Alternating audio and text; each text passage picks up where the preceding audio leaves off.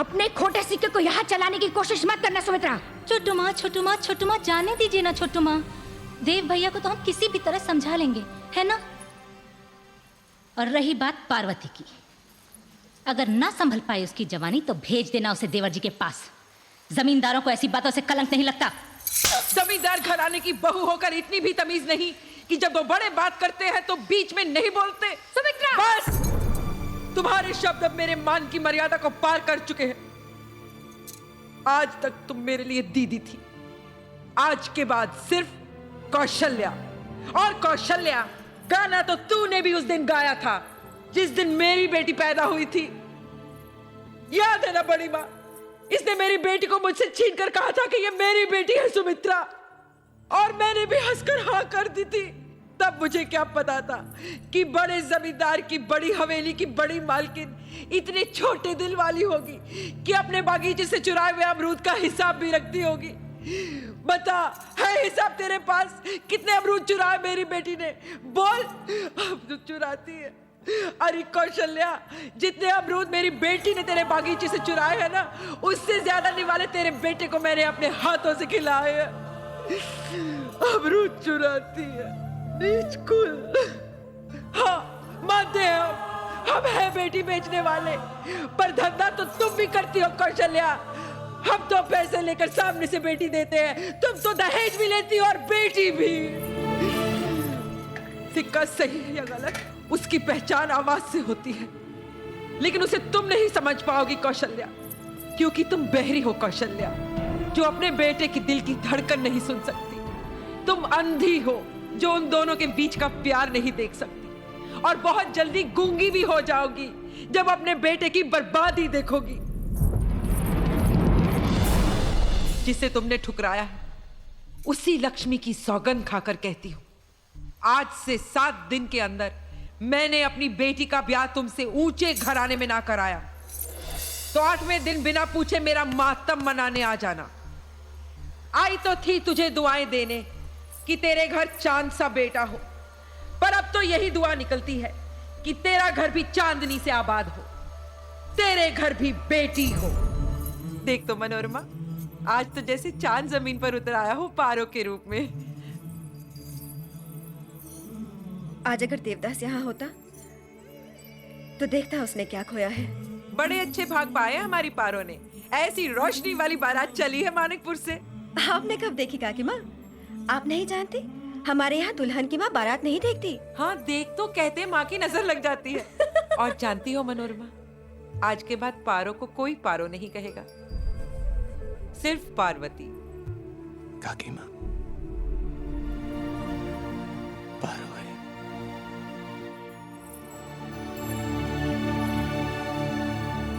बारात आने वाली है,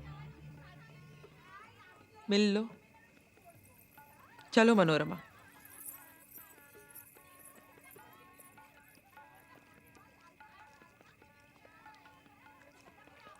मैं आ गया हूं पारो। क्यों? मैं हमेशा हमेशा के लिए तुम्हारे पास आ गया। जब बारात चौखट तक आई तब? ना पारो, अभी भी वक्त है। मैं जैसे भी होगा अपने माता पिता को मना लूंगा। मैं कह दूंगा तुम्हारे उनसे माता पिता है तो मेरे नहीं। तुम्हारे परिवार की इज्जत है तो हमारी नहीं। तुम्हारे माता पिता जमींदार तो मेरे कुछ भी नहीं। चाहे जितने भी नीच कुल के लोग हो हम बेटी बेचने वाले, पर कभी किसी को धोखा नहीं देते। मैंने तुम्हें धोखा नहीं दिया है पारो। फिर क्यों छोड़कर गए थे तुम? और वो चिट्ठी? पारो, तुम तो जानती हो कि तुम्हारा देव कोई भी काम सोच समझ कर नहीं करता है। वो मेरी नासमझी थी। नासमझी? ऐसी कैसी नासमझी तुम्हारी देव कि जब जहां आकर कंगन पहना के, जब जहां चिट्ठी लिखती कि हमारे बीच कोई प्यार नहीं। नासमझी। और जब जहां आकर खड़े हो गए तो पारो में हमेशा बारात आ गई है तेरी। हमारे जाने का वक्त आ चुका है। मैं इस शादी को नहीं मानता। क्या फर्क पड़ता है जब मैं मानती हूँ? अगर ऐसा है तो मैं सबके सामने जाकर कह दूंगा कि तुम रात के 2 बजे तुम्हारे कमरे में तुमसे अकेले मिलने आई थी। बदनामी फैलाना चाहती हो? मैं फैलाऊंगा बदनामी? मैं? तुम ऐसा सोच भी कैसे सकती हो? पर अगर फिर से तुमने ऐसा कहा। क्या करोगे? मारोगे मुझे? बचपन से लेके आज तक अपना अधिकार समझते आए हो मुझ पर, और जब मैंने अपना अधिकार मांगा तो मुंह फेर लिया। बस बस बस बस पारो, इतना गुरूर अच्छा नहीं। क्यों ना करूं गुरूर? तुम्हारे पास है ही क्या देव? सिर्फ रूप और दौलत? मेरे पास गुण भी है, रूप भी है, और आज के बाद दौलत भी। आज से तुम्हारी हमारी बराबरी होगी देव। अगर लोग तुम्हें जमींदार कहेंगे तो मैं भी ठकुराइन सुनकर इतराऊंगी।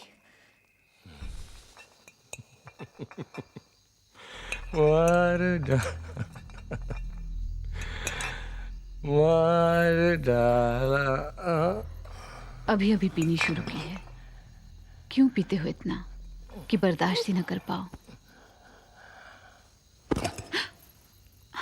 कौन कमबख्त बर्दाश्त करने को पीता है? हम तो पीते हैं कि यहां पर बैठ सकें, तुम्हें देख सकें, तुम्हें बर्दाश्त कर सकें, बेहोश हो सके, पारो को भुला सके। लेकिन चंद्रमुखी एक पारो की याद है जो हमें होश भी नहीं खोने देती। क्यों क्यों इतना पीने के बाद भी उसकी याद हमें सताती है दिन रात?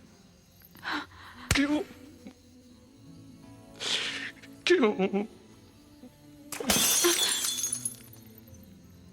क्यों इतना नासमझ हो जाता है इंसान? क्यों गलती कर बैठता है? क्यों क्यों एक छोटी सी गलती की इतनी बड़ी सजा मिलती है? क्यों कि जिंदगी के रास्ते अलग हो जाए, एक चला जाए शादी के रास्ते पर और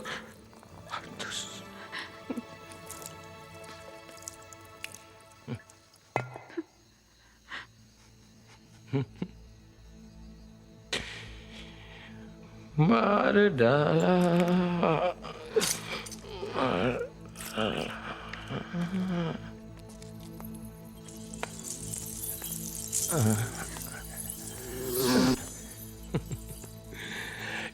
कितना इतरा रहा है मूर्ख, हाँ?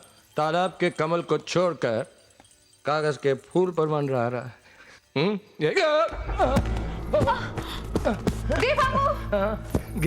गिर गए।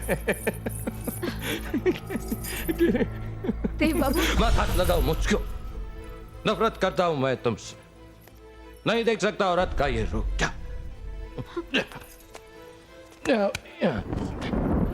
आज के बाद मैं इस चौखट पर कभी नहीं आऊंगा।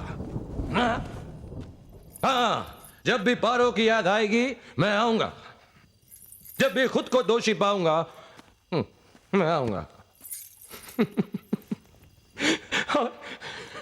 और कहां जाऊंगा?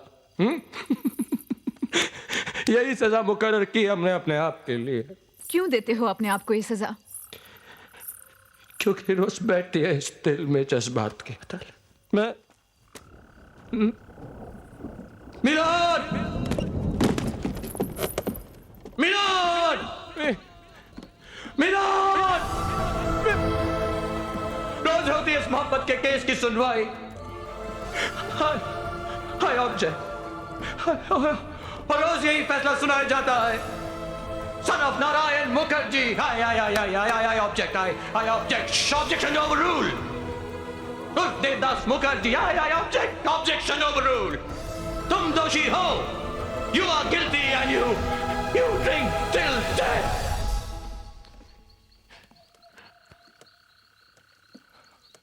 Yes, my lord. No objection, my lord. No. No.